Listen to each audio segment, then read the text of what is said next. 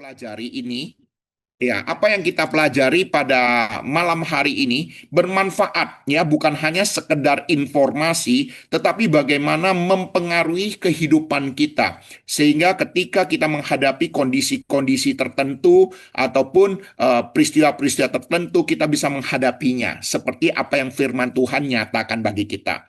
Jadi Bapak Ibu Saudara, setiap kali kita belajar firman Tuhan, kita diingatkan bahwa setiap pembelajaran kita itu tidak sia-sia. Roh Kudus sanggup dan Roh Kudus bisa bekerja sama dengan setiap jeri lelah kita belajar firman Tuhan. Sehingga ketika kita menghadapi situasi-situasi tertentu, kondisi-kondisi tertentu, Roh Kudus bekerja mengingatkan kita apa yang kita pelajari selama ini. Ya, saya sudah pernah sharingkan ada seorang saudara ketika dia mengikuti pembinaan-pembinaan yang dilakukan oleh gereja, dalam suatu keadaan dia menghadapi situasi yang sangat sulit. Sangat-sangat sulit. Nah, namun di dalam keadaan yang sangat sulit itulah Roh Kudus bekerja, menghibur dia, menguatkan dia, sehingga pada saat situasi yang tidak memungkinkan, dia bisa ada damai, tapi dia bisa merasakan damai sejahtera. Di situasi yang tidak memungkinkan ada beroleh penghiburan, dia beroleh penghiburan yang luar biasa. Jadi Bapak Ibu Saudara, setiap pembelajaran kita diingatkan tidak akan sia-sia. Setiap waktu yang kita luangkan untuk Tuhan, Tuhan memperhitungkannya menjadi berkat rohani bagi kita. Oleh sebab itu, Bapak Ibu Saudara, saya pribadi pun setiap kali mempersiapkan bahan pendalaman Alkitab ini, saya begitu antusias. Saya sendiri pribadi juga begitu antusias untuk membagikan setiap kebenaran firman Tuhan yang saya sudah dapatkan, sehingga setiap jemaat pun ataupun setiap daripada peserta mengikuti pembinaan ini juga beroleh, ya, berkat-berkat rohani di dalamnya. Oke. Baik, kita akan memulai dengan seperti biasa pertanyaan pemicu, ya, pertanyaan pemicu. Beberapa pertanyaan ini yang akan kita jawab di dalam pembelajaran hari ini.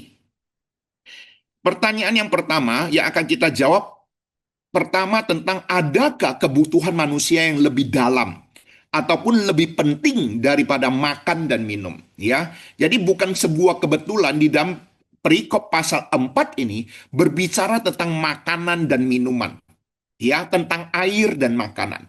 Jadi Bapak Ibu Saudara, ini sesuatu yang tidak bisa kita pungkiri. Ada maksud di dalamnya. Ketika murid-murid membeli makanan, ketika perempuan Samaria ini mengambil air, dan Tuhan Yesus juga meminta air untuk diminum. Air dan makanan ataupun minum dan makan ini adalah kebutuhan jasmani manusia yang bisa dibilang penting. Namun di dalam kebenaran firman Tuhan ini memberitahu pada kita dari bagian yang penting itu ada sesuatu yang sangat penting. Nah, kita sudah tahulah yang dimaksud di sini. Namun pembelajaran ini di dalam Yohanes, Injil Yohanes itu berulang kali. Nanti kita akan bisa melihat selain air hidup ada roti hidup. Ya, nah, ini juga semuanya memberitahu kepada kita tentang kebutuhan yang sesungguhnya, kebutuhan yang lebih penting dari makan dan minum. Nanti kita akan melihat perbandingannya, oke?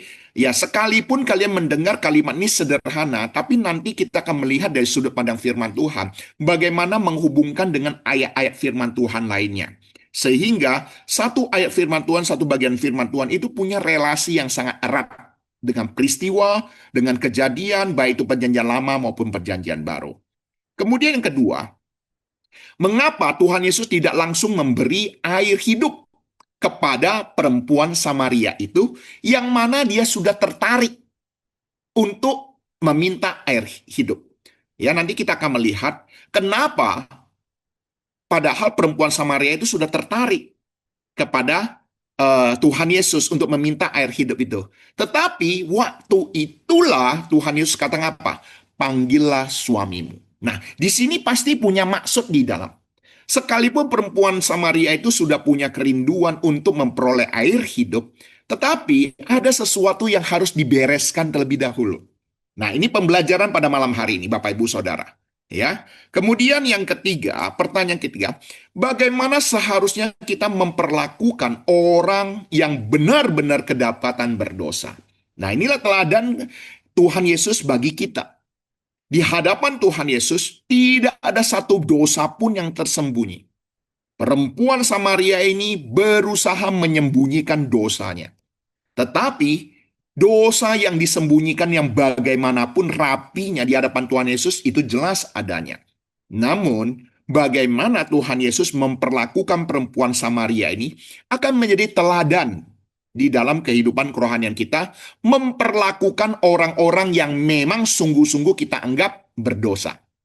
Oke, nah ini juga menjadi pembelajaran bagi kita bahwa sesungguhnya ketika Tuhan memperlakukan kita, kita sudah diingatkan lah ya minggu yang lalu, bahwa perempuan Samaria itu adalah gambaran daripada kita.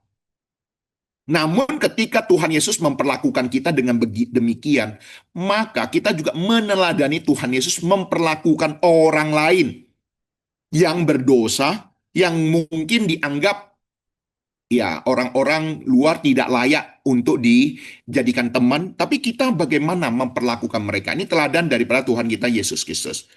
Kemudian yang keempat, perempuan Samaria ini pernah memiliki 5 suami. Tetapi yang ada padanya sekarang bukan suaminya. Berarti masih ada laki-laki yang bersama dengan dia. Nah, apakah manusia juga sering merasa memiliki segalanya? Padahal sebenarnya semua yang ada padanya bukan sungguh-sungguh miliknya. Nah, Bapak Ibu Saudara, ini ingat loh, ya, bagi wanita itu ada 5 suami, tetapi yang ada padanya sekarang ini pun bukan suaminya. Ini juga ada gambaran dalam kehidupan kita orang berdosa. Kita merasa memiliki segala-galanya. Tetapi sesungguhnya kita diingatkan, apa yang kita miliki ini pun bukan sungguh-sungguh milik kita. Nah, ini loh, mari kita coba pikirkan baik-baik. Apa yang kita miliki selama ini? Ya, mungkin Anda berpikir kalau ditanya, kamu mau minta hadiah apa? Engkau berpikir cukup lama. Apa ya? Masih kurang apa ya? Sepertinya semua sudah lengkap. Sepertinya semua sudah saya miliki. Nah, Bapak, Ibu, Saudara, hari ini kita juga diingatkan satu hal, sama seperti perempuan Samaria ini. Memiliki 5 suami, tetapi yang ada padanya bukan suaminya. Ini juga mengingatkan pada kita, segala sesuatu yang kita miliki, tetapi sesungguhnya yang kita miliki bukan sungguh-sungguh milik kita. Nah, ini benar ya Bapak, Ibu, Saudara. Sampai di sini saja Anda sudah bisa melihat. Ini satu gambaran firman Tuhan yang mungkin selama ini kita tidak pikirkan, terpikirkan. Oke, nah kita hubungkan lagi yang kelima. Dalam percakapan Tuhan Yesus dengan perempuan Samaria ini, apa kebenaran penting tentang hukum Taurat yang dapat kita pelajari? Nah, kembali, setiap kali saya berusaha di dalam membahas perjanjian baru, saya menghubungkan dengan perjanjian lama. Dengan demikian, kita bisa melihat satu kesatuan pentingnya perjanjian lama dan perjanjian baru. Oke, dan kita hari ini juga akan membahas. Saya minggu yang lalu sudah menghubungkan dengan kitab Pengkhotbah.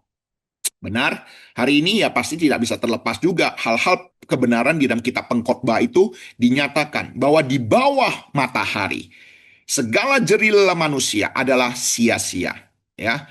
Semua adalah sia-sia, ya, iche都是虚空, ya. Jadi ini sesuatu yang menjadi pembelajaran rohani bagi kita. Ya, mengapa sia-sia? Karena segala sesuatu yang dikejar manusia tidak bisa memberikan kepuasan penuh. Segala sesuatu yang dikejar oleh manusia dan diperoleh manusia bersifat sementara. Kemudian satu hal lagi, segala sesuatu yang dimiliki oleh manusia tidak bisa dikendalikan sepenuhnya. Artinya apa? Ada orang bersusah payah memperolehnya, tetapi dia tidak punya karunia menikmatinya. Justru orang lain yang menikmatinya. Artinya apa? Dia punya kuasa untuk memiliki, tetapi tidak punya karunia untuk menikmati. Jadi ini sesuatu yang dianggap pengkhotbah sebagai sia-sia. Bapak Ibu Saudara, di dunia ini banyak orang kaya, tetapi dia tidak bisa tidur malam hari. Dia punya kekayaan yang luar biasa banyaknya, tetapi dia tidak bisa naik pesawat terbang. Dia takut naik pesawat terbang. Ada orang kaya, dia mau makan apapun bisa, tetapi nyatanya dia tidak boleh makan. Benar?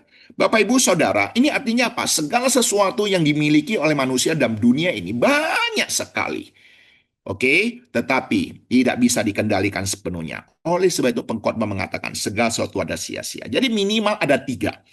Tidak bisa dikendalikan secara penuh, tidak bisa memberikan kepuasan sejati, semuanya bersifat sementara. Jadi itu dalam hubungan kitab pengkhotbah. Hari ini kita akan hubungkan dengan kitab Taurat. Oke, hukum Taurat. Kemudian yang keenam, jika Tuhan Yesus mengetahui seluruh masa lalu kita, dosa kita, luka kita, kegagalan kita, mengapa kita masih sering takut jujur kepada Tuhan?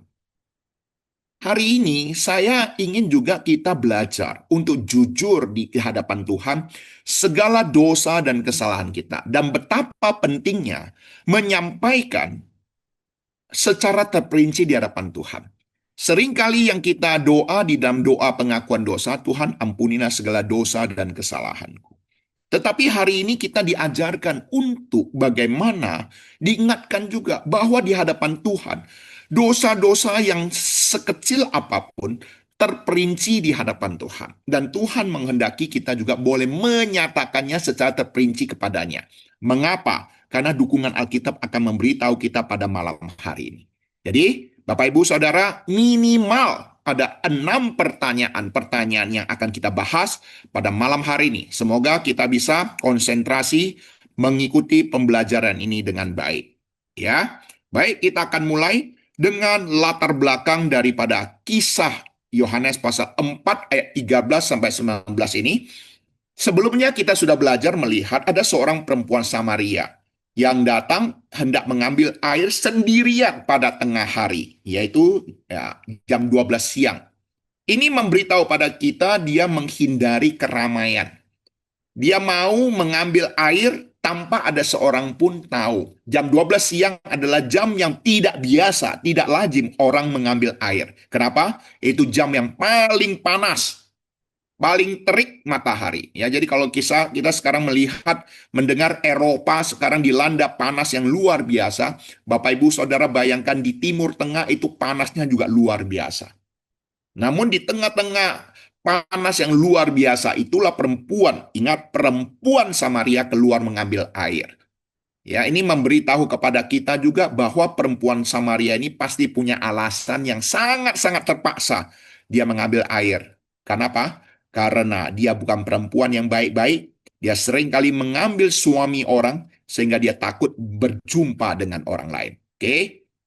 Namun ketika dia berada di sumur Yakub itu, dia bertemu dengan Tuhan Yesus yang sudah menanti dia di sana.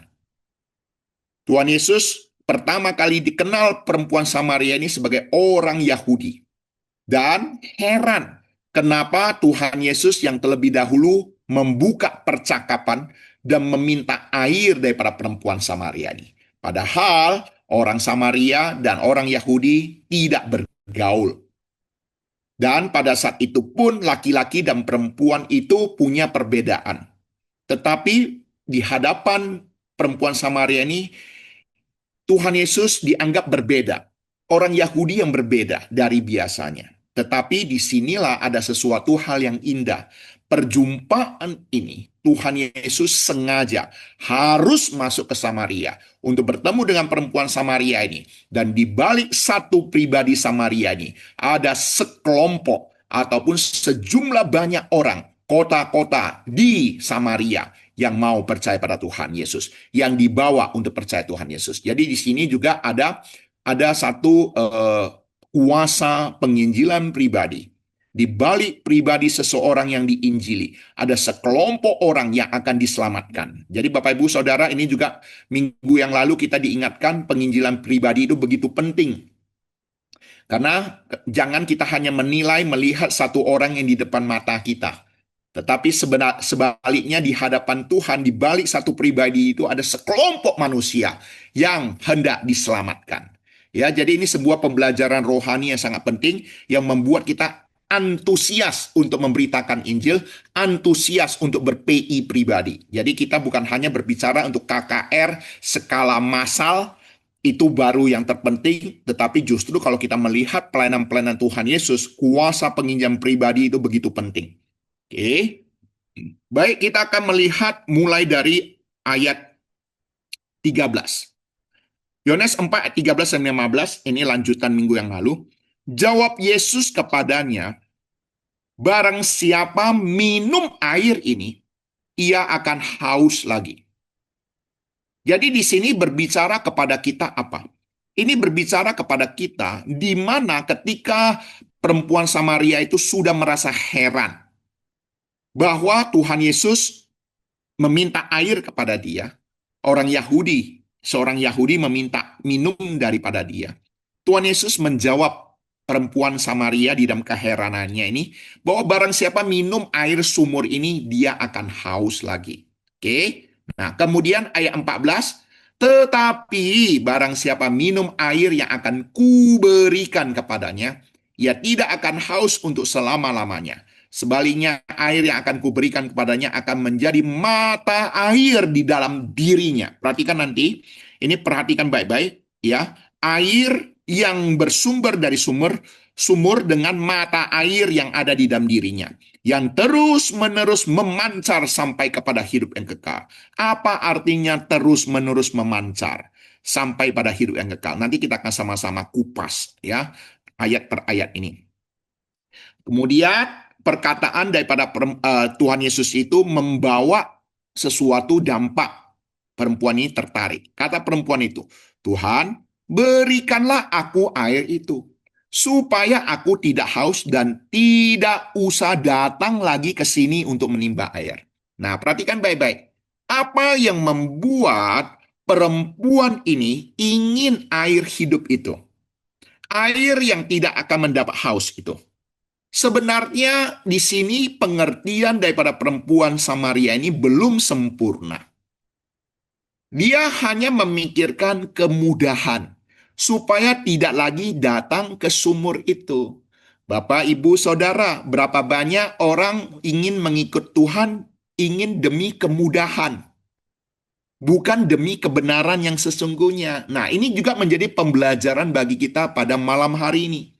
Berapa banyak orang-orang yang ingin ikut Tuhan Yesus bukan oleh karena kebenaran, tetapi oleh karena kemudahan. Nah, ya, nanti kita akan sama-sama melihat pembelajaran ini baik-baik. Baik, kita mulai dengan pendahuluan.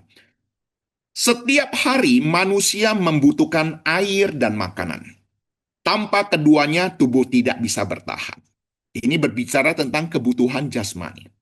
Perempuan Samaria datang ke sumur karena kebutuhan yang sangat wajar ini. Namun, di sana dia bertemu dengan kebutuhan yang jauh lebih dalam, jauh lebih penting daripada kebutuhan jasmani. Nah, kalau Bapak Ibu Saudara kembali kita diingatkan, waktu itu di dalam Yohanes pasal 4 kita sudah diingatkan bagaimana murid-murid Tuhan Yesus pergi membeli makanan. Kemudian membiarkan Tuhan Yesus dan perempuan Samaria itu sendirian. Oke, saya berhenti di sini. Coba jawab dulu. Apa maksud kesendirian Tuhan Yesus bersama dengan perempuan Samaria ini? Minggu yang lalu kita sudah ada pembahasan dalam hal ini. Kira-kira apa yang ada beberapa poin di dalamnya. Kira-kira teman-teman Bapak Ibu masih ingat tidak? Kira-kira tujuan Tuhan Yesus di dalam kesendirian bersama dengan perempuan Samaria itu maksudnya apa? Ada tidak? Jadi di sini berbicara tentang kesempatan untuk berbicara dari hati ke hati. Ya, di mana Tuhan Yesus akan menyingkapkan satu hal yang tersembunyi daripada perempuan Samaria ini. Dengan tidak adanya murid-murid, di sana tidak ada kesempatan untuk menghakimi perempuan Samaria ini. Dan di sini kita juga akan melihat bagaimana Tuhan Yesus akan membekali pertemuan pribadi dengan perempuan Samaria ini. Akhirnya perempuan Samaria ini juga dipakai Tuhan untuk menjadi berkat bagi banyak orang. Jadi di sini berbicara kepada kita satu hal yang sangat-sangat penting, bahwa kehidupan rohani pribadi dengan Tuhan itu sesuatu yang sangat penting.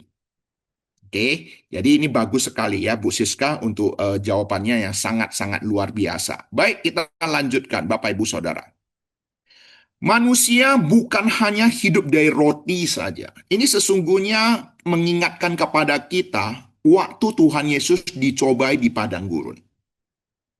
40 hari, 40 malam. Alkitab mengatakan setelah berpuasa 40 hari, 40 malam, laparlah Tuhan Yesus. Kalau namanya laparlah Tuhan Yesus, yang paling dibutuhkan Tuhan Yesus waktu itu adalah makanan jasmani. Perhatikan baik-baik. Iblis mengetahui apa yang paling dibutuhkan manusia. Kebutuhan jasmani waktu itu.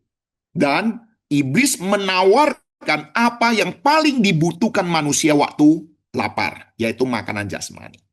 Tetapi justru di saat itulah Tuhan Yesus memberitahu dan mengatakan manusia hidup bukan dari roti saja, tetapi dari setiap firman yang keluar dari mulut Allah. Nah, ini berbicara apa? Ada sebuah perbandingan makanan jasmani dengan makanan rohani.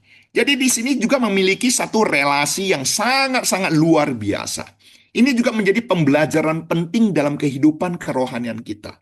Ingat Bapak Ibu Saudara, iblis tahu apa yang kita butuhkan. Tetapi hari ini kita diingatkan bahwa kebutuhan kita yang sesungguhnya itu apa? Bukan hal yang bersifat jasmani. Bapak, Ibu, Saudara yang dikasih Tuhan, kalau kita masih ingat di dalam 1 Petrus pasal 5 ayat 7 sampai 8. Alkitab memberitahu pada kita, serahkanlah segala kekhawatiranmu kepadanya. Sebab dia yang memelihara kamu. Sadarlah bahwa iblis sama seperti singa yang mengaum-ngaum mencari orang yang hendak ditelannya. Baik Bapak Ibu Saudara perhatikan, ayat 7, serahkanlah kekhawatiran. Ayat 8 berbicara kepada kita tentang ada iblis yang mengaum-ngaum mencari orang yang ditelannya. Nah, kalau kita perhatikan baik-baik, siapa orang yang ditelannya? Di sini berbicara kepada kita apa?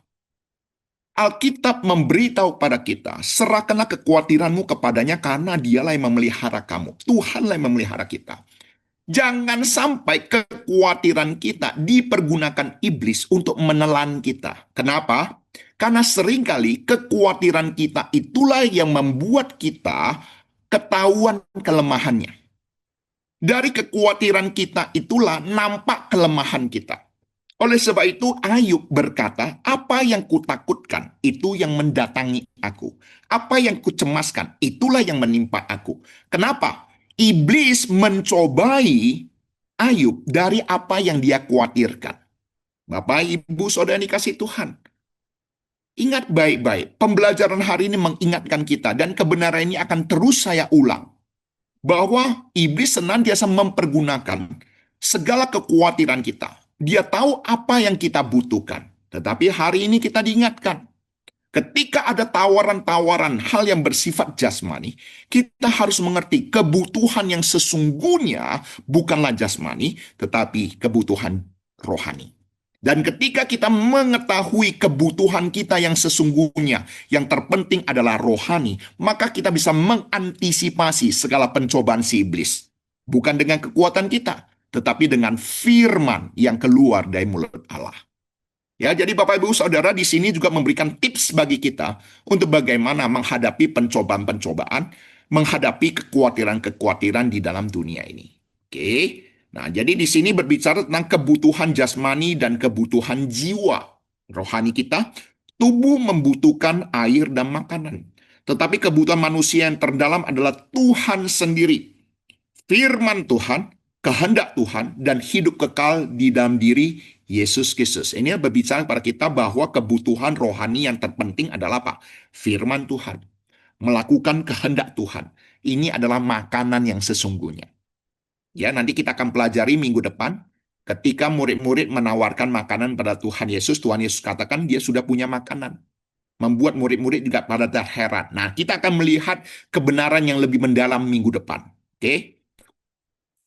Kemudian ini di dalam Yohanes 4 ayat 13 memberitahu para kita bahwa barang siapa minum air ini, ia akan haus lagi.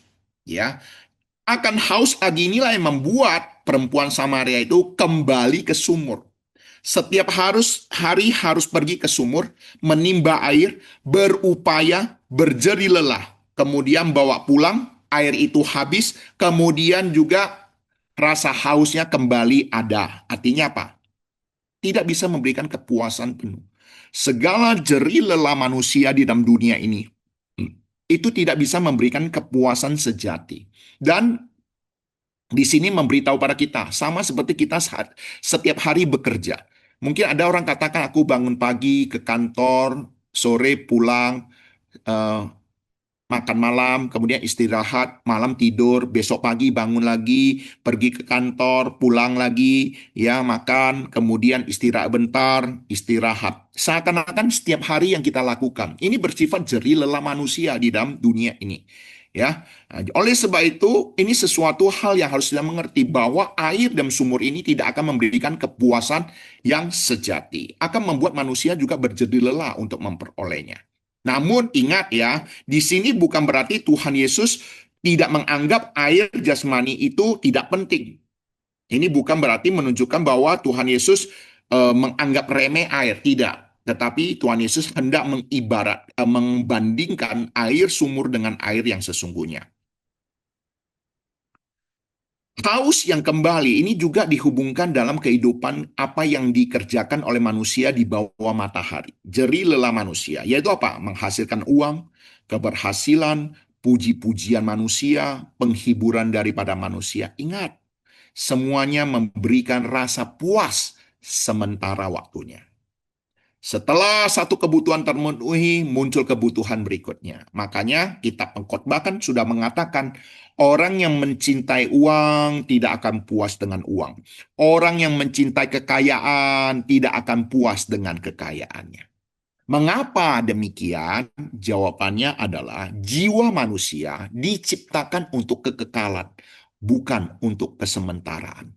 Oleh sebab itulah, segala sesuatu yang dikejar manusia di dalam kesementaraan ini tidak bisa dipuaskan ataupun tidak bisa memuaskan jiwa kita yang diciptakan untuk kekekalan. Oke, jadi saya rindu Bapak Ibu Saudara bisa mengerti maksud firman Tuhan ini. Ini sebagai kebenaran rohaninya adalah air sumur hanya memuaskan tubuh untuk sementara waktu. Jiwa manusia membutuhkan air hidup di dalam diri Yesus Kristus. Dunia dapat memberikan kesenangan, tetapi tidak dapat memberikan kepuasan sejati. Ingat, kesenangan, kenikmatan manusia di dalam dunia ini bersifat sementara. Tetapi kepuasan sejati hanya di dalam diri Yesus Kristus. Di dalam dunia ini, saya yakin semua kenal ini. Elon Musk. Dunia, duitnya ini capai ribuan triliun. Bayangkan. Tetapi dia mengatakan, ada kalanya saya merasa kesepian. Bapak, Ibu, Saudara, apa yang dimiliki manusia dalam dunia ini tidak bisa memberikan kepuasan sejati. Raja Salomo, raja yang kaya, istrinya berapa? 1.000. Istri yang banyak itu pun tidak bisa memberikan kepuasan yang penuh, kepuasan yang sejati. Harta kekayaan melampaui raja-raja ada. Kemudian apa? Hikmatnya luar biasa. Justru dia mengambil kesimpulan, banyak belajar melelahkan badan. Kenapa? Dia sudah banyak belajar, dia sudah punya hikmat, tetapi banyak hal juga yang dia tidak mengerti. Dia melihat kenapa ada orang baik, pahalanya jahat, pahalanya buruk. Justru ada orang yang seharusnya kehidupannya jahat, pahalanya buruk, justru punya pahala yang baik. Dia heran kenapa di dalam dunia ini ada kondisi demikian. Harusnya kan orang baik pahalanya baik, orang jahat pahalanya jahat. Tetapi Raja Salomo di dalam hikmatnya berkata dia terheran-heran kenapa ini bisa terjadi. Oleh sebab itulah dia katakan Pak, banyak belajar melelahkan badan. Dia punya kekayaan luar biasa, dia seorang raja, dia punya tahta, kemudian dia juga punya hikmat luar biasa. Kalau manusia dalam dunia ini hanya harta, tahta, dan wanita. Raja Salomo bukan punya harta, tahta, dan wanita, tapi dia punya hikmat yang luar biasa. Dia punya kelebihan daripada manusia lainnya. Dia hikmatnya luar biasa. Ya, tetapi ketika dia memperoleh semuanya ini, dia katakan apa? Segala sesuatu ada sia-sia. Jadi tidak heran. Elon Musk yang hanya punya harta triliunan, ribuan triliun ini, ya dia pasti bisa juga merasa kekosongan. Bapak Ibu Saudara bisa melihat juga yang lain lah. Ya, banyak artis, aktor-aktor yang kaya raya akhirnya mengisi kekosongan dengan berbuat amal. Sebenarnya berbuat amal itu adalah satu apa mereka pelampiasan untuk kekosongan hati mereka, ya.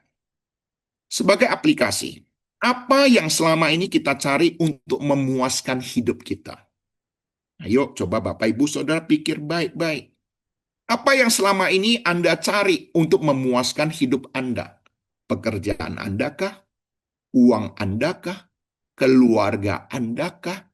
Kesehatan Anda kah? Ingat, semuanya itu pasti akan berlalu. Apakah kepuasan kita bersumber dari pemberian Tuhan atau dari Tuhan sendiri?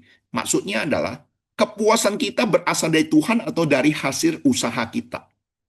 Kepuasan dari usaha kita itu tidak bisa memberikan kepuasan sejati. Tetapi kepuasan yang bersumber daripada Tuhan itulah yang memberikan kepuasan sejati. Setiap minum air, ingatlah, jiwa kita membutuhkan Kristus. Ya, jadi Bapak Ibu Saudara, setiap kali kita minum air, kita diingatkan bahwa ini hanya bisa mengobati rasa dahaga kita untuk sementara waktu. Tetapi air hidup, yaitu apa? Yesus Kristus itu sendiri, yang bisa mengobati rasa dahaga kita untuk selama-lamanya. Oke, jadi di dalam ayat 13 ini kita belajar satu kebenaran akan hal ini. Ya, sekarang kita lanjutkan ayat 14a. Air yang akan kuberikan kepadanya. Air yang akan kuberikan, atau tetapi barang siapa minum air yang akan kuberikan kepadanya. Ya, Yesus berkata tentang air yang berbeda. Air sumur, air jerih lelah manusia. Air yang dimaksud air hidup adalah air yang diberikan oleh Yesus Kristus. Jadi perempuan Samaria itu semula dia membawa tempayan yang kosong untuk menimba air. Tapi nanti kita lihat ayat selanjutnya. Tempayan yang kosong itu dia akan tinggalkan. Ya. Kemudian tempayan kosong itu dia maksud untuk mengambil air sumur. Kemudian dia harus berjalan pulang. Besoknya dia kembali lagi datang mengambil tempayan kosong, menimba, mengangkat, membawa pulang, dan itu dilakukan berulang-ulang kali. Inilah jerih lelah manusia di bawah matahari. Tepatnya jam 12 siang yang dilakukan oleh perempuan Samaria ini. Air sumur ini diperoleh dengan usaha, ya, yaitu dengan menimba, dengan mengangkat dan membawa. Tetapi air hidup yang diberikan oleh Kristus ini berbicara tentang keselamatan, yang merupakan pemberian yang daripada Tuhan, yang bukan oleh karena kelayakan daripada perempuan Samaria itu. Tuhan Yesus hendak memberikan air hidup kepada perempuan Samaria ini, bukan karena perempuan Samaria ini layak. Oleh sebab itulah, ini disebut sebagai anugerah. Manusia berdosa tidak dapat membeli hidup kekal dengan kebaikan, dengan pelayanan ataupun prestasi. Keselamatan adalah pemberian Allah melalui Tuhan kita Yesus Kristus.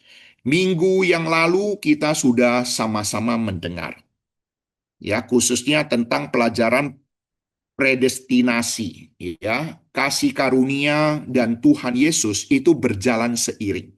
Sama seperti satu buah koin dua permukaan yang tidak bisa dilepaskan. Ya, jadi kalau kita berbicara tentang kasih karunia, maka kita harus berbicara pribadi Yesus Kristus. Ini satu koin yang tidak bisa dipisahkan, ya, satu dengan yang lain. Ini kita diingatkan. Jadi kalau kita berbicara tentang kasih karunia, berbicara tentang anugerah, ini berbicara tentang Yesus Kristus.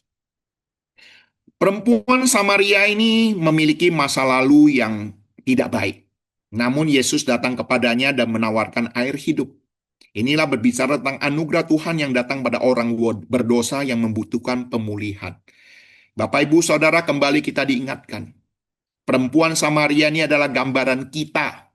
Orang-orang yang berdosa yang tidak layak menerima air hidup daripada Tuhan kita Yesus Kristus. Tapi justru Tuhan Yesus yang datang menjumpai kita, yang menanti kita, dan juga membuka mulut kepada kita.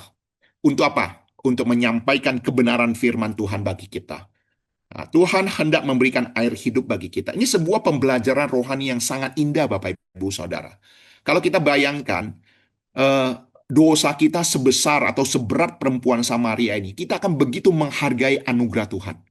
Tapi yang jadi masalah apa? Kalau kita menganggap diri ini baik-baik, aku ini orang baik, aku ini orang yang tidak berdosa.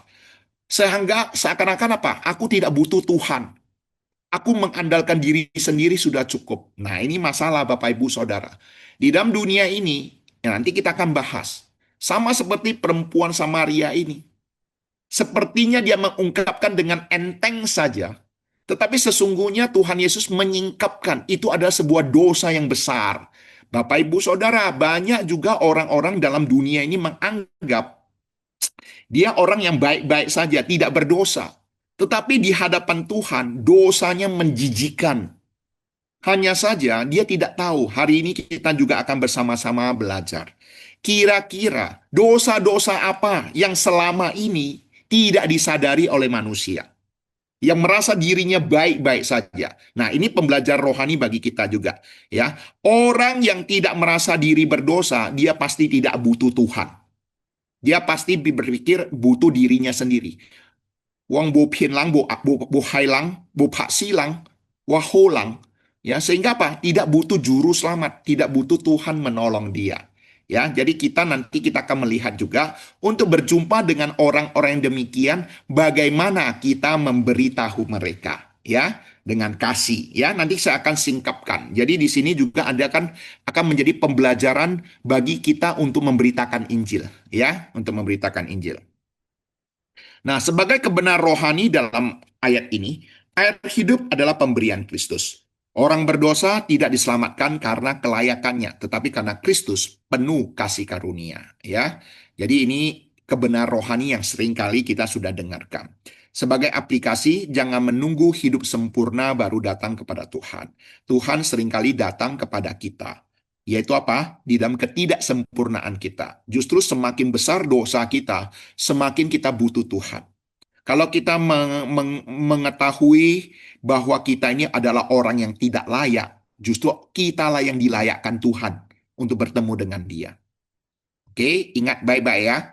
Oleh karena kita merasa tidak layak, itulah orang-orang yang demikian inilah yang dilayakkan Tuhan bertemu dengannya. Banyak ahli-ahli Taurat, orang-orang Farisi merasa diri mereka orang-orang yang layak, suci, kudus, menaati hukum Taurat dengan sempurna. Tapi di hadapan Tuhan Yesus, mereka adalah sama seperti kuburan yang depannya putih, tetapi di dalamnya tulang berulang. Ya, ini jadi sebuah gambaran bagi kita. Kemudian, datanglah dengan jujur bawa dosa, luka, keletihan, dan kehausan hati kita. Nanti kita akan bahas juga untuk berbicara jujur di dalam kelemahan kita kepada Tuhan. Kristus menerima kita justru di tengah kekosongan kita, ya, di dalam ketidakberdayaan kita.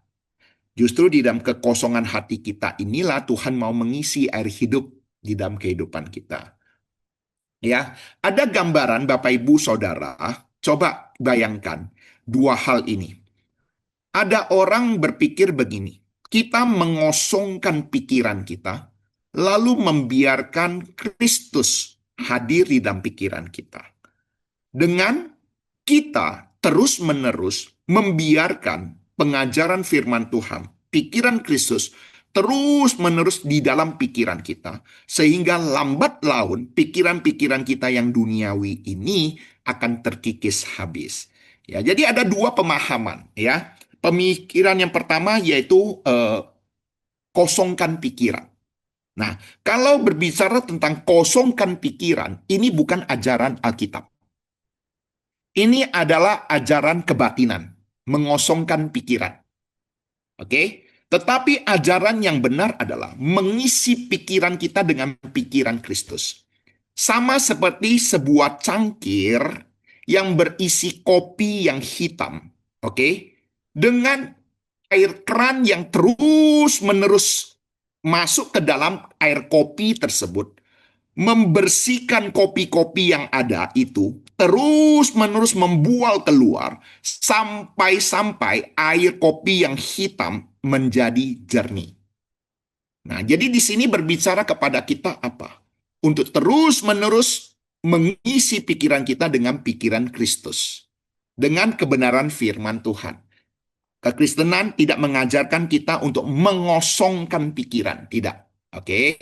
Nah, namun di sini berbicara tentang kekosongan hati kita, berbicara dalam ketidakberdayaan kita. Jadi bukan kekosongan pikiran, harus bisa dibedakan. Di dalam Yohanes 4:14b, memberitahu kepada kita bahwa dia tidak akan haus untuk selama-lamanya. Ya, di sini ada sebuah kata selama-lamanya. Yesus berkata bahwa orang yang minum daripada air yang dia berikan itu tidak akan haus untuk selama-lamanya. Ini maksudnya apa? Ini bukan berarti orang percaya tidak pernah bersedih atau bergumul. Namun orang yang menerima air hidup tidak lagi hidup dalam kekosongan rohani tanpa jawaban. Kenapa? Karena kita harus mengerti, semua jawaban ada di dalam Tuhan. Ya, Bapak Ibu Saudara yang dikasihi Tuhan, kalau kita perhatikan baik-baik di dalam Alkitab, banyak kisah-kisah manusia, pengalaman hidup manusia dari zaman ke zaman dengan berbagai tokoh-tokoh, dengan berbagai profesi dan berbagai pendidikan yang ada. Ini memberitahu pada kita apa? Bahwa Alkitab bermanfaat untuk sepanjang zaman, sepanjang abad kepada siapapun. Orang yang tidak terpelajar sampai orang yang paling terpelajar pun membutuhkan Alkitab. Kenapa? Karena firman Tuhan berisi pada pribadi-pribadi pengalaman-pengalaman hidup manusia dari segala kalangan, segala zaman, segala abad. Ya, jadi ini sesuatu yang menjadi pembelajaran rohani yang sangat penting bagi kita. Bahwa Alkitab sanggup melalui firman Tuhan untuk memberitahu kepada kita. Saya selalu katakan begini, Bapak Ibu Saudara. Allah menciptakan langit dan bumi beserta dengan isinya, cukup dengan berfirman. Bila Allah dengan firman-Nya saja menciptakan alam semesta beserta dengan isinya, adakah hal-hal lain di dalam kehidupan manusia yang tidak bisa diselesaikan dengan firman-Nya? Ini memberitahu pada kita bahwa ada otoritas, ada kuasa di balik firman Tuhan. Oleh sebab itulah kita diingatkan betapa pentingnya kita belajar firman Tuhan. Kita gereja masih baru, pertumbuhan sangat cepat. Saya tidak mau pohon yang semakin tinggi, semakin besar, tetapi akarnya tidak mendalam ke bawah. Oleh sebab itu gereja itu bagaimana memperhatikan kondisi demikian. Pemuritan kita habis-habisan. Kemudian pendalaman Alkitab PA ini kita juga lakukan. Tidak cukup dari itu. Saya grup kita sekarang kembangkan. Kemudian melalui khotbah saya juga persiapkan 2 khotbah setiap minggu dengan khotbah yang berbeda. Supaya jemaat juga terus diisi oleh firman Tuhan. Ini bukan bertujuan supaya kepala kita sama semakin hari semakin besar. Tidak. Justru kalau kita tidak diisi oleh kebenaran firman Tuhan, berakar di dalam firman Tuhan, bagaimana kita bisa bertumbuh? Bagaimana kalau pohon tidak bertumbuh, bagaimana dia bisa berbuah?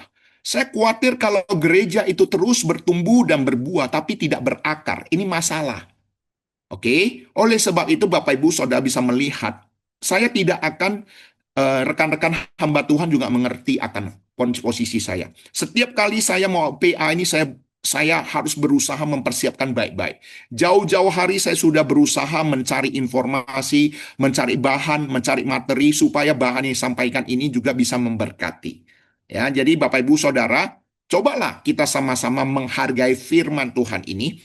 Saya sendiri berkata, saya pribadi karena sudah terlebih dahulu diberkati, maka saya berusaha juga memberkati Bapak Ibu Saudara melalui firman Tuhan yang kita pelajari ini. Oke?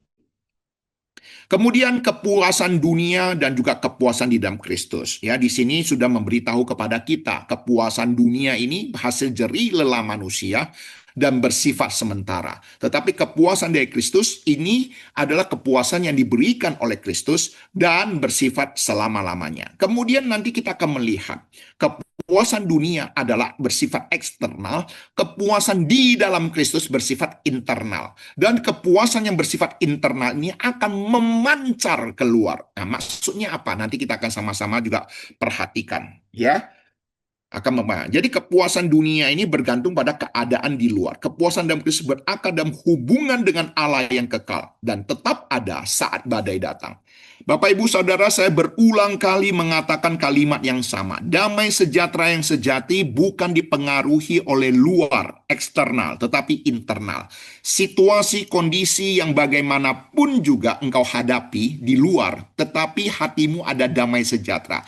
Hatimu tetap bisa bersuka cita. Hatimu bisa tetap tenang. Itu membuktikan Tuhan hadir dalam hidupmu. Sekalipun hari ini ada kanker yang mengidap, ada kerusuhan yang luar biasa, ada bencana alam yang bagaimana, tetapi hatimu tetap tenang. Itu menunjukkan Tuhan beserta dengan kita. Dan ini sudah saya pernah sharingkan. Waktu kerusuhan 1998. Ya, nah, kemudian waktu kecelakaan mobil saya hadapi bersama dengan rekan-rekan mahasiswa teologi. Ya, Tuhan memberikan ketenangan yang luar biasa, menghibur, menguatkan. Saya sendiri juga heran, kenapa bisa begitu? Satu hal yang ingin saya sampaikan, inilah berbicara tentang karya Tuhan di dalam hidup kita secara internal. Oke? Tetapi kalau kita memperhatikan di dalam dunia ini, yang dipengaruhi oleh jeri lelah manusia, penghiburan, kekuatan yang bersifat eksternal, itu semuanya bersifat semu, palsu, dan juga eh, tidak bisa memberikan kepuasan sejati. Nah, coba kita perhatikan ini.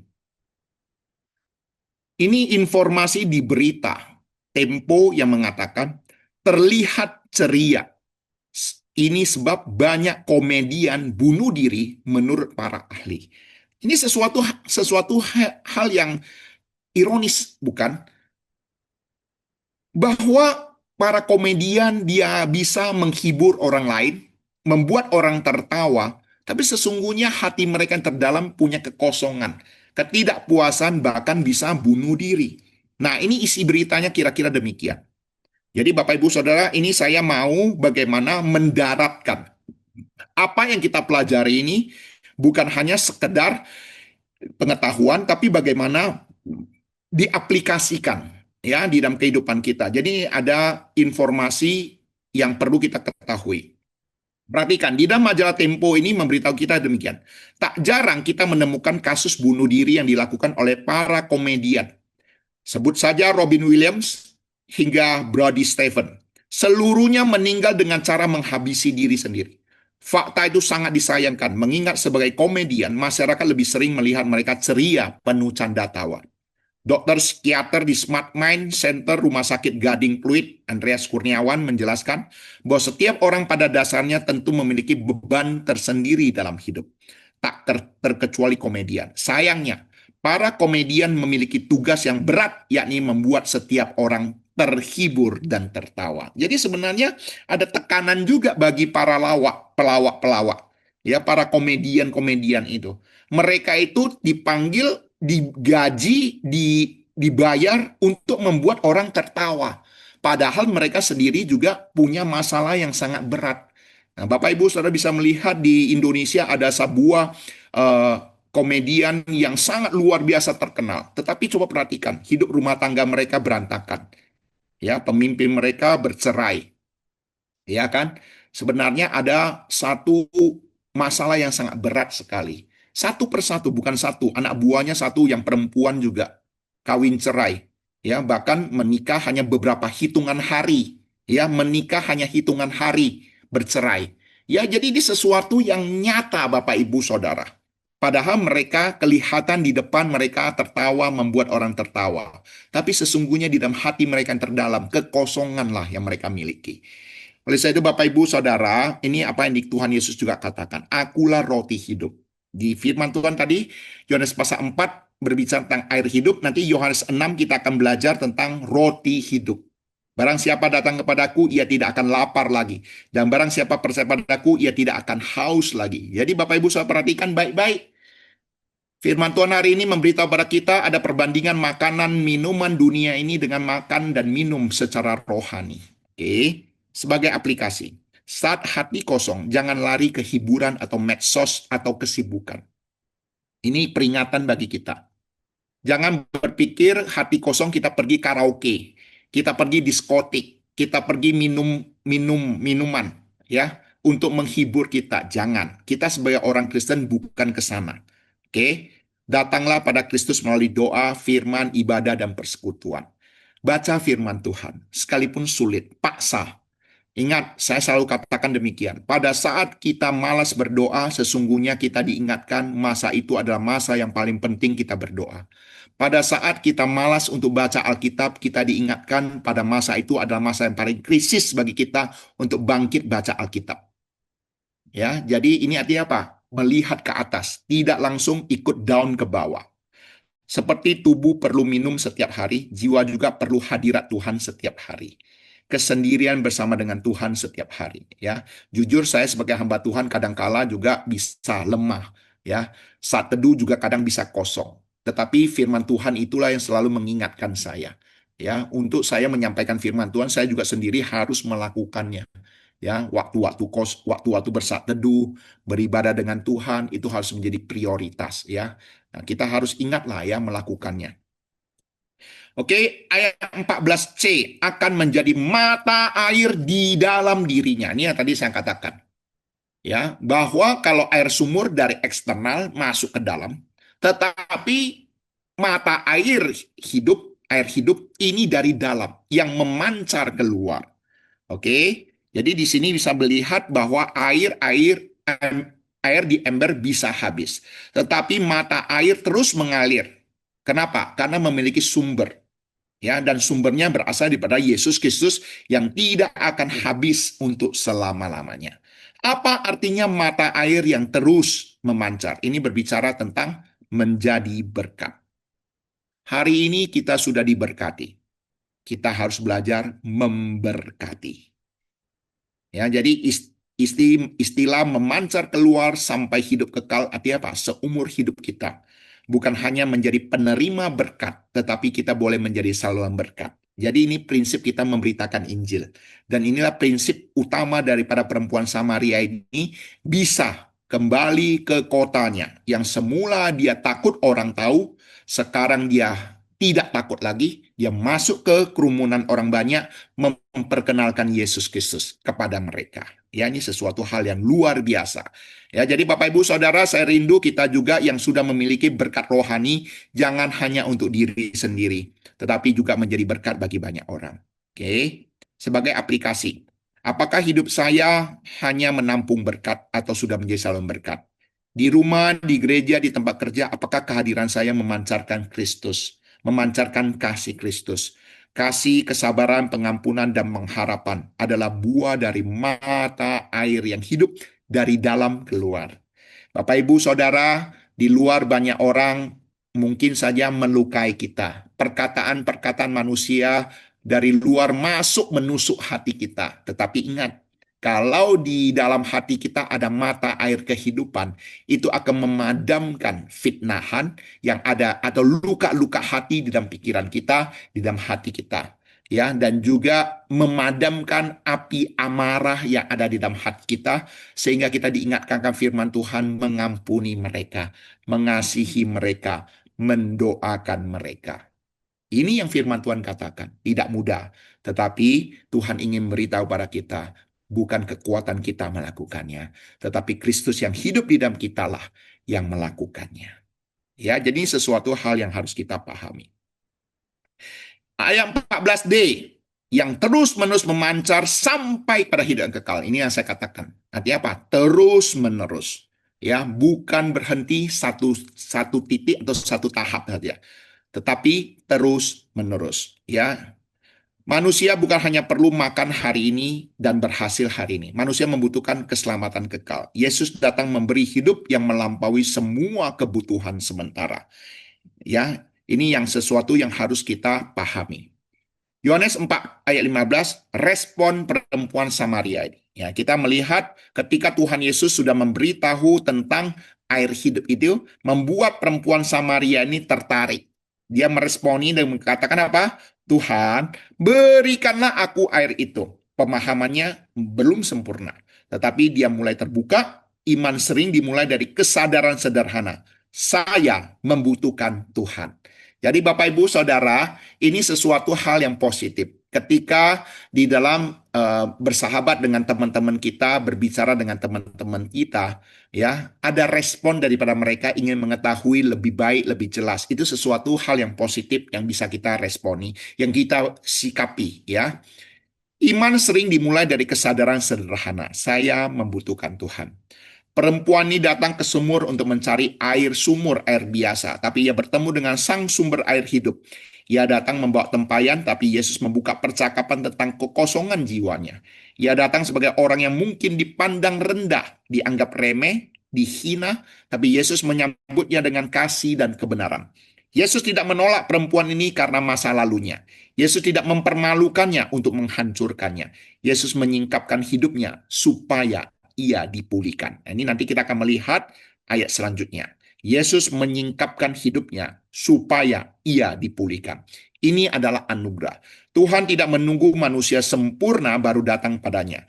Tuhan memanggil manusia berdosa datang kepadanya supaya menerima pengampunan, pemulihan, dan hidup baru. Ya, jadi ini juga peringatan bagi kita kalau kita adalah orang berdosa, kita adalah orang-orang yang dipanggil oleh Tuhan, menerima pengampunan, pemulihan, dan hidup yang baru. Sebagai kebenaran rohani, respon yang benar terhadap air hidup adalah datang kepada Kristus, meminta kepadanya. Kristus menerima orang berdosa yang datang dengan hati yang membutuhkan anugerah. Alkitab yang lain mengatakan, ketika kita datang, tidak ada seorang pun yang dibiarkan binasa. Ya, jangan malu datang kepada Tuhan. Jangan berkata dosa saya terlalu besar. Jangan berkata hidup saya terlalu rusak. Jangan berkata saya harus beres dulu baru datang kepada Tuhan. Datanglah kepada Kristus sekarang juga. Katakan dengan jujur, Tuhan, aku haus. Aku membutuhkan Engkau. Berikanlah aku air hidup itu. Bagi orang percaya, ayat ini mengingatkan bahwa kita bukan membutuhkan Kristus di awal pertobatan. Tetapi setiap hari kita perlu terus terang, terus percaya, terus bergantung, dan terus dipuaskan oleh Dia. Saya sudah pernah sering katakan, waktu saya pelayanan di Pekanbaru, saya memberitakan Injil pada teman saya yang sesama main badminton supaya datang ke gereja untuk beribadah. Dia katakan, Cun, bukan aku gak mau pergi ke gereja, tapi saya masih mau berdagang. Artinya apa? Hidup saya masih kotor. Tunggu hidup saya sudah lebih baik, artinya tidak tidak lagi berdusta atau berbohong, baru saya pergi ke gereja. Ya, mungkin kedengarannya positif, tetapi satu hal yang harus kita mengerti apa? Kita tidak bisa tunggu kegelapan dalam ruangan pergi dulu baru pasang lampu. Tapi justru karena kegelapan dalam ruangan itulah kita butuh lampu. Demikian juga kekotoran, kegelapan dalam hidup kita. Kita tidak bisa tunggu kegelapan dalam hidup kita itu pergi dulu baru kita pasang lampu. Atau kita butuh terang. Tidak, justru karena hati kita, hidup kita penuh dengan kegelapan itulah kita butuh terang Kristus menerangi hati kita. Jadi jangan tunggu. Ya, jadi ini berbicara tentang hal yang demikian. Kesimpulan, manusia memiliki kehausan yang tidak dapat dipuaskan oleh dunia. Air hidup dari Kristus memuaskan sampai kehidupan yang kekal. Air hidup menjadi mata air yang memancar bagi orang lain, menjadi berkat bagi orang lain. Kristus adalah air hidup dan roti hidup bagi jiwa kita. Datanglah kepadanya setiap hari dengan jujur, dengan iman. Oke, ini menjadi pembelajaran yang harus kita pahami bersama-sama di dalam kesimpulan. Yohanes pasal 4 ayat 13 sampai 15. Ya. Sekarang kita masuk ke ayat 16 sampai 19. Nah, ini masuk ke dalam satu babak yang baru. Oke, coba perhatikan baik-baik. Ini babak yang baru, sesuatu yang luar biasa, ya. Ketika perempuan Samaria itu sudah tertarik ingin air hidup dari Tuhan Yesus. Lalu apa yang Tuhan Yesus katakan? Kata Yesus kepadanya, "Pergilah, panggillah suamimu dan datang ke sini." Kata perempuan itu, "Aku tidak mempunyai suami."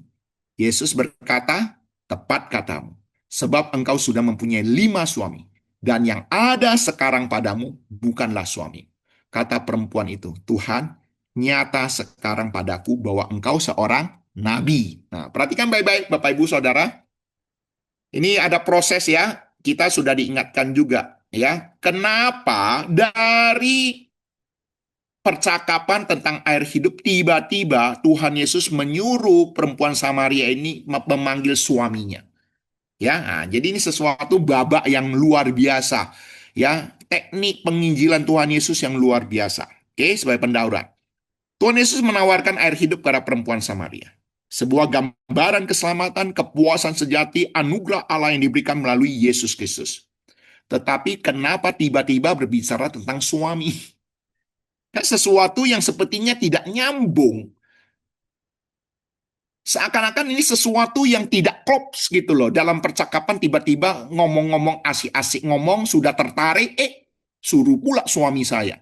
Seakan-akan ini ada sebuah kelokan, ya, belokan yang sangat curam. Sudah enak-enak jalan mulus, tiba-tiba ada kelokan yang sangat mendalam. Tuhan Yesus menyuruh perempuan Samaria ini memanggil suaminya. Ya, jadi di sini ya, perhatikan ya. Setelah perempuan berkata, berikanlah aku air itu, Yesus justru berkata, pergilah, panggillah suamimu. Ini bukan berarti Tuhan Yesus hendak mempermalukan perempuan Samaria ini. Tetapi Tuhan Yesus sedang mempersiapkan kebutuhan yang lebih mendalam. Yaitu apa? Ini, air hidup bukan berarti menutupi dosa. Anugerah Tuhan bukan hanya menghibur, tapi juga menyingkapkan, menyembuhkan, dan memulihkan. Hal yang paling tersembunyi. Bapak, Ibu, Saudara, inilah pentingnya kita baca Alkitab. Seringkali kita punya permasalahan, kita tidak tahu masalah sebenarnya apa. Kita hanya menduga masalah kita ada di sini, masalah kita ada di sana. Tetapi ketika kita baca firman Tuhan, sesungguhnya firman Tuhan bisa berbicara pada kita. Masalah kita yang sesungguhnya itu apa loh? Roh Kudus bisa memberitahu pada kita masalah kita itu apa loh?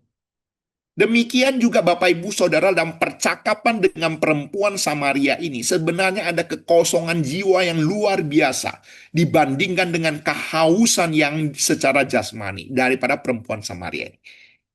Sebelum Tuhan Yesus menyatakan tentang air hidup memperkenalkan dirinya sebagai Mesias kepada perempuan Samaria ini, Tuhan Yesus juga hendak membuat perempuan Samaria ini mengerti dia orang berdosa. Hanya orang yang berdosa inilah yang membutuhkan Mesias. Oke? Jadi di sini kita akan melihat Tuhan Yesus tidak menolak perempuan berdosa. Tetapi ia juga tidak membiarkan perempuan itu terus-menerus hidup di dalam kegelapan. Dia penuh dengan kasih, tapi juga penuh dengan kebenaran. Artinya apa? Tuhan Yesus juga tidak mau perempuan Samaria ini yang menerima air hidup daripadanya terus-menerus hidup di dalam dosa. Oke, sampai di sini saya ingin tanya tes dulu ya Bapak Ibu Saudara ya. Bapak Ibu Saudara yang ikut yang baca renungan saya, coba saya bertanya. Ketika Adam dan Hawa jatuh ke dalam dosa, ya, mereka diusir dari Taman Eden. Dan Alkitab memberitahu pada kita salah satu alasannya adalah supaya mereka tidak makan buah kehidupan, sehingga mereka bisa hidup selama-lamanya. Oke, sekarang pertanyaan saya adalah, ketika Tuhan Yesus mengusir Adam dan Hawa dari Taman Eden, dan supaya mereka tidak makan buah kehidupan di Taman Eden dan hidup selama-lamanya, ini adalah wujud daripada kasih Tuhan. Pertanyaan saya adalah, kasih Tuhan tentang apa? Supaya manusia tidak hidup di dalam dosa untuk selama-lamanya. Jadi oleh sebab itulah mereka diusir dari Taman Eden. Ya, jadi ini sesuatu pemahaman yang luar biasa tentang kasih Tuhan.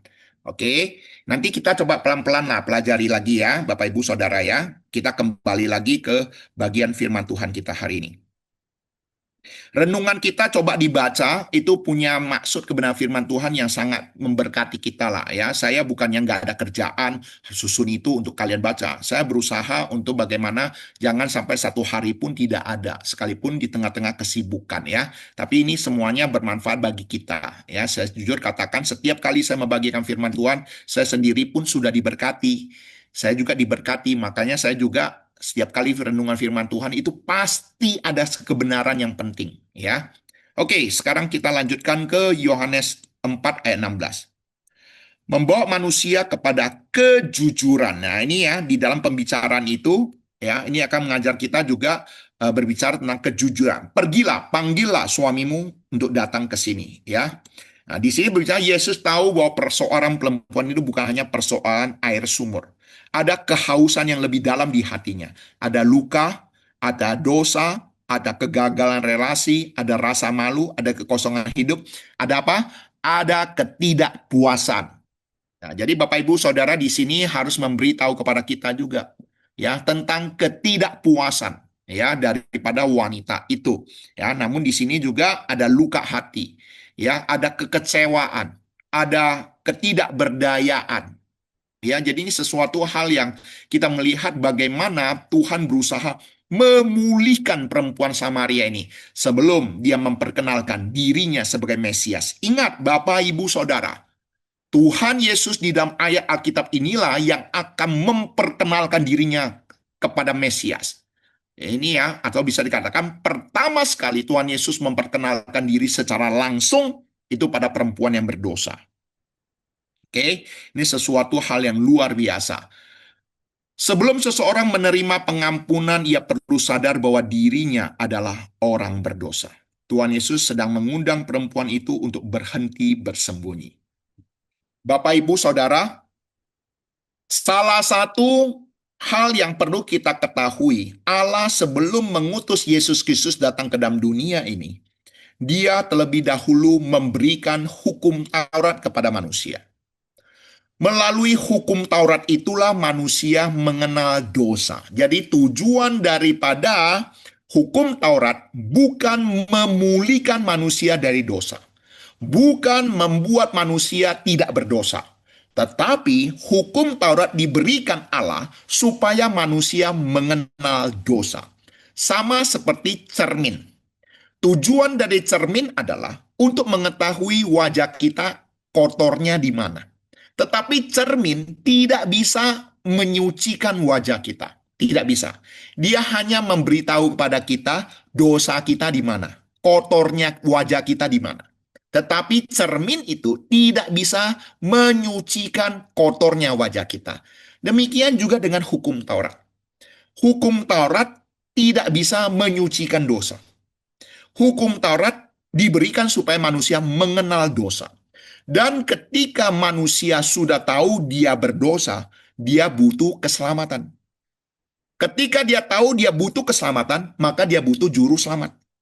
Jadi Bapak Ibu Saudara, ini di dalam hikmat daripada Tuhan yang luar biasa, yang terlebih dahulu memberikan hukum Taurat kepada manusia sebelum hadirnya Yesus Kristus. Ya, jadi Bapak Ibu Saudara, ini sesuatu yang sangat penting. Ini sama juga dalam kisah perempuan Samaria ini.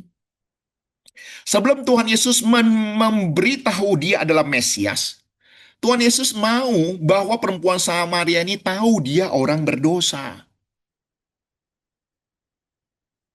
Bapak, Ibu, Saudara dikasih Tuhan, di dalam dunia ini banyak orang menganggap dia tidak berdosa. Tapi sesungguhnya dia tidak tahu. Keserakahan adalah dosa. Kebencian adalah pembunuhan. Dia tidak tahu kenapa ketamakan juga adalah penyembahan berhala. Dia tidak tahu bahwa melihat wanita dan menginginkannya itu sudah berzina. Dia tidak tahu memandang muka itu juga adalah dosa. Jadi Bapak Ibu Saudara, banyak orang-orang di sekeliling kita, dia tidak tahu dosa yang sesungguhnya. Nah, terlebih lagi saya sudah pernah sharingkan, beberapa waktu yang lalu ada sebuah peresmian kafe. Lalu saya diajak teman saya yang non-Kristen untuk bertemu dengan temannya yang non-Kristen juga. Lalu tiba-tiba teman saya ini memperkenalkan saya sebagai seorang pendeta. Lalu Ketika dia tahu saya pendeta, temannya itu bertanya-tanya kepada saya tentang kekristenan. Saya hanya memberitahu pada dia tentang dosa. Apa yang itu dosa? Nah, saya menjelaskan pada dia apa itu dosa. Ya, dia juga mengatakan sama seperti manusia pada umumnya, ya melakukan kejahatan, melakukan hal yang tidak boleh. Lalu saya membuka ayat Alkitab dan memberitahu pada dia yang dimaksud dengan dosa. Tahu berbuat baik tapi tidak melakukannya, itu juga dosa. Jadi yang dimaksud dengan dosa bukan hanya sekedar berbuat kejahatan.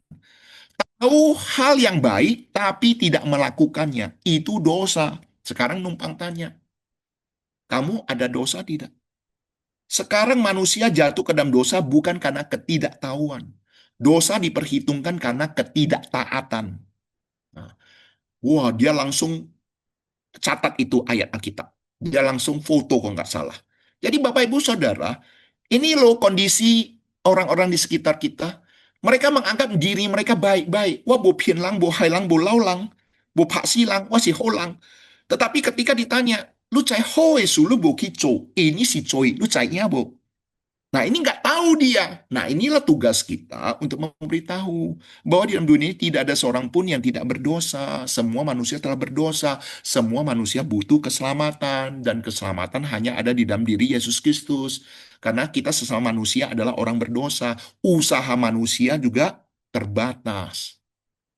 Hari ini dalam dunia ini manusia berdosa bukan karena kurangnya ajaran baik. Bukan karena kurangnya agama. Di dalam dunia ini ada ribuan agama. Semua agama mengajarkan kebaikan. Tio, kalau kakalang coho, tio. Tetapi masalahnya adalah semakin banyak agama, semakin banyak ajaran baik, manusia masih tetap jatuh ke dalam dosa. Lalu apalagi yang bisa menyelamatkan kita? Manusia jatuh ke dalam dosa bukan karena tidak tahu. Justru dia sudah tahu ini tidak boleh dilakukan, dia lakukan. Yang harusnya dia lakukan, dia tidak melakukannya. Dengan demikian menunjukkan apa? Manusia punya kelemahan. Oleh sebab itulah manusia tidak bisa mengandalkan diri sendiri. Kita butuh Tuhan menolong kita. Oleh sebab itulah kekristenan yang menyelamatkan kita bukan ajaran, tetapi pribadi Tuhan. Nah, ini perbedaannya. Jadi keselamatan daripada kekristenan adalah apa? Keselamatan berdasarkan pribadi Tuhan sendiri yang menolong kita, bukan berdasarkan ajaran. Kalau ajaran ini usaha manusia yang tidak bisa memberikan kepuasan sejati. Ini jerih lelah manusia. Nah, jadi Bapak Ibu Saudara di sini juga sedikit sudah memberikan pemahaman yang penting bagi kita. Oke. Sumur-sumur lama kita ingin damai tapi tidak mau mengakui dosa. Kita ingin pemulihan tapi tidak mau membuka luka. Kita ingin air hidup tapi masih menggenggam sumur-sumur yang lama yang tidak memuaskan. Artinya apa? Masa lalu kita, hidup lama kita yang selalu menghalangi kita untuk menerima hal yang baru. Ya, kita menganggap tradisi-tradisi. Makanya minggu yang lalu waktu khotbah kita sudah ingatkan. Tradisi ada yang baik. Tapi kalau tradisi Chongnan Qingni, sama seperti orang Yahudi. Sama seperti ini loh. Ya, zamannya Tuhan Yesus. Chongnan Qingni. Ini tradisi yang tidak baik. Ini tradisi yang tidak harus diikuti. Chongnan Qingni artinya lebih mengagungkan laki-laki daripada perempuan. Ya, maka tidak heran orang Tionghoa dulu dengarnya kalau lahir anak perempuan langsung dicekek mati ataupun dibuang ke sumur. Ini sesuatu yang sangat sadis sekali. Nah, ini tradisi yang tidak baik. Tapi tradisi yang baik kita harus jalani. Jangan juga mengagungkan tradisi sampai-sampai menghalangi kita percaya pada Tuhan Yesus. Sebagai aplikasi, bagian hidup mana yang masih saya sembunyikan dari Tuhan? Dosa apa yang belum saya akui di hadapan Tuhan? Luka apa yang belum saya bawa kepada Tuhan? Ingat loh Bapak Ibu Saudara, tidak ada satupun dosa kita yang tersembunyi di hadapan Tuhan. Sama seperti perempuan Samaria ini yang berusaha menyembunyikan. Dia katakan, aku tidak punya suami. Tuhan Yesus katakan, benar, kamu tidak punya suami. Sesungguhnya kamu sudah punya 5 suami. Yang ada padamu sekarang ini juga bukan suamimu. Engkau berkata dengan benar, jujur. Jadi di sini memberitahu pada kita apa? Tuhan Yesus mengetahui persis segala dosa kesalahan kita. Jadi tidak Tidak perlu lagi kita sembunyikan. Lebih baik akui di hadapan Tuhan. Lebih cepat, lebih baik. Kamu benci seseorang, katakan pada Tuhan. Kamu pernah melakukan hal yang tidak boleh dilakukan, katakan pada Tuhan. Kamu pernah mengambil uang yang tidak harusnya kamu ambil, akui di hadapan Tuhan. Kamu nggak perlu sembunyi di hadapan Tuhan. Katakan secara jujur di hadapan Tuhan. Sama seperti perempuan Samaria ini. Dia tidak bisa menyembunyikan dosa dan kesalahan dia. Tuhan meminta kita jujur. Tuhan tidak meminta kita jujur karena ia tidak tahu. Tuhan sudah tahu semuanya. Ia meminta kita jujur supaya kita berhenti hidup dalam kepura-puraan dan mulai mengalami pemulihan. Jadi di sini berbicara pada perempuan Samaria ini supaya bertobat, ya, mengalami pemulihan. Ya, dia katakan aku tidak punya suami. Ya, ketika dia berkata aku tidak punya suami, ya, sebenarnya setengah benar, ya. Kejujuran yang setengah-setengah, seakan-akan menganggap saya ini baik-baik saja, padahal hati sedang kacau. Saya hanya lelah, padahal sedang menjauh dari Tuhan. Ini bukan masalah besar, padahal dosa mulai mengikat. Bapak, Ibu, Saudara, perkataan daripada perempuan Samaria ini adalah setengah benar. Amsal 18:23 saya ulangi, Amsal 28 ayat 13 berkata, siapa menyembunyikan pelanggarannya tidak akan beruntung, tetapi siapa mengakuinya akan meninggalkannya, akan disayangi. Ini loh ayat Alkitab yang beritahu pada kita. 1 Yohanes 1 ayat 9 berkata, jika kita mengaku dosa kita, maka ia adalah setia dan adil, sehingga ia akan mengampuni segala dosa kita. Oke, sekarang perhatikan ayat ini. Coba Bapak Ibu perhatikan ayat ini baik-baik. Ini perkataan eh, Nabi Yesaya. Ketika Tuhan mengutus dia, Tuhan mengatakan pada dia, Yesaya 6 ayat 5-7. Lalu dia berkata, celakalah aku binasa. Sebab aku ini seorang yang najis bibir. Lanjutannya, dia tinggal di tengah-tengah bangsa yang najis bibir. Lalu datanglah serafim, malaikat serafim, menyentuhkannya kepada mulutnya atau bibirnya, tepatnya di bibirnya. Lihat, ini telah menyentuh bibirmu, maka kesalahanmu telah dihapus dan dosamu telah diampuni. Perhatikan baik-baik ayat firman Tuhan ini kalau kita jeli memperhatikannya. Ketika Yesaya mengatakan aku seorang najis bibir, maka bara ataupun serafin itu menyentuh bibir daripada Yesaya dan berkatakan dosamu telah diampuni. Kesalahanmu telah dihapus, dosamu diampuni. Ini berbicara tentang apa? Berdoa secara terperinci di hadapan Tuhan. Pentingnya berdoa secara terperinci di hadapan Tuhan. Jika engkau selama ini ada hal-hal yang kamu sembunyikan, bahkan sembunyikan daripada Tuhan. Ingat loh, Tuhan tahu kok dosamu. Lebih baik kamu katakan aja, ungkapkan. Kenapa? Tuhan mengendakinya. Aplikasi. Kita bisa berdoa, berkata Tuhan berkati aku, tapi tidak berkata Tuhan aku sedang iri hati. Kita bisa berkata Tuhan pimpin aku, tapi seringkali kita tidak berkata Tuhan aku sedang memberontak. Belajarlah berdoa secara jujur dan terperinci. Jangan hanya mengakui sebagian. Bawalah seluruh hidup kita pada Kristus. Inilah pembelajaran yang penting pada malam hari ini. Ya, Bapak, Ibu, Saudara, pertemuan Tuhan Yesus kepada perempuan Samaria ini ingin menyingkapkan dosa, dosa yang tersembunyi. Ya, jadi ini juga salah satu alasan Tuhan Yesus membiarkan murid-muridnya meninggalkan mereka berdua, sehingga Tuhan Yesus leluasa mengungkapkan dosa tersembunyi dari perempuan Samaria ini, dan perempuan Samaria ini tidak merasa dihakimi atau terintimidasi. Yohanes 4, 17b sampai 18, Tuhan Yesus mengetahui segala keadaan kita.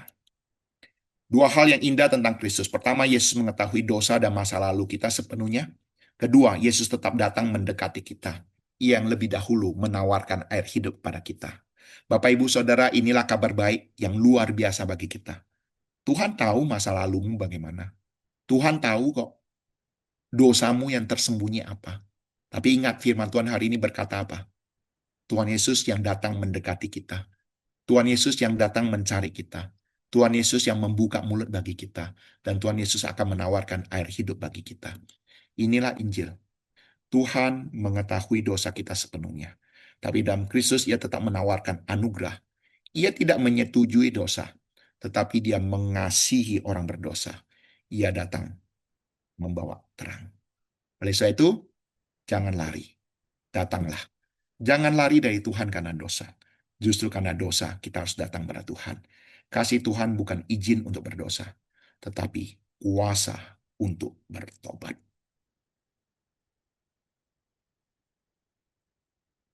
Tuhan Yesus katakan, dalam hal ini engkau berkata benar. Tuhan Yesus tidak menegur, tidak menghina, ya. Yesus menyingkapkan dosa tapi tidak menghancurkan. Saya ulangi, Yesus menegur tapi tidak menghina. Yesus menyingkapkan dosa tapi tidak menghancurkan. Yesus menyatakan kebenaran tetapi dengan kasih. Disinilah firman Tuhan kata apa? Kasih dan kebenaran berjalan bersama.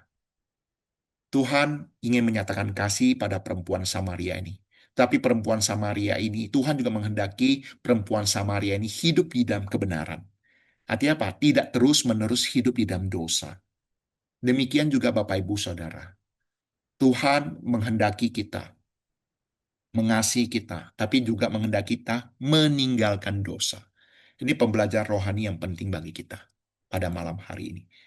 Yohanes 8:11 firman Kristus kepada orang berdosa, aku pun tidak menghukum engkau, pergilah. Ini nanti kita akan pelajari waktu dengan perempuan yang kedapatan berzina. Ya, teguran Tuhan kepada perempuan yang ketahuan ataupun ketangkap basah. Dia berkata, aku pun tidak menghukum engkau. Pergilah dan jangan berbuat dosa lagi. Jangan berbuat dosa lagi. Inilah perkataan yang sama juga ditujukan pada perempuan Samaria ini. Sebenarnya ini juga perkataan yang sama kepada kita semua. Tuhan tidak lagi menghukum kita. Oleh sebab itu, jangan berbuat dosa lagi. Oh, Bapak Ibu Saudara, ini luar biasa. Kalau kita mendengar ayat ini, seakan-akan kita mau menangis. Mengenal siapa Tuhan kita itu loh. Luar biasa sekali. Ketika Tuhan Yesus mengatakan kalimat demikian, perempuan Samaria ini berkata, Tuhan, nyata sekarang padaku bahwa engkau seorang nabi. Nah, di sini perhatikan baik-baik. Di sini perempuan Samaria ini melalui sebuah proses pembelajaran mengenal Tuhan Yesus sebagai nabi. Ini ada proses. Awalnya mengenal Yesus sebagai orang Yahudi, kemudian memanggil Tuhan Yesus sebagai Tuhan, sekarang dia memanggil sebagai nabi, namun nanti akhirnya akan mengenal Yesus sebagai Mesias. Ini berbicara tentang pembelajaran, proses pembelajaran yang penting. Ya, jadi Bapak Ibu Saudara, ada sebuah kesimpulan, air hidup dari Kristus tidak hanya memuaskan jiwa, tapi juga menyingkapkan keadaan hati manusia. Tuhan membawa kita pada kejujuran. Tuhan mengenal hidup kita sepenuhnya. Oleh sebab itu, janganlah kita sembunyikan. Kristus menyingkapkan dosa dengan kasih dan mau kita kembali hidup dalam kebenaran. Kesadaran rohani terbuka ketika kita berjumpa dengan Kristus.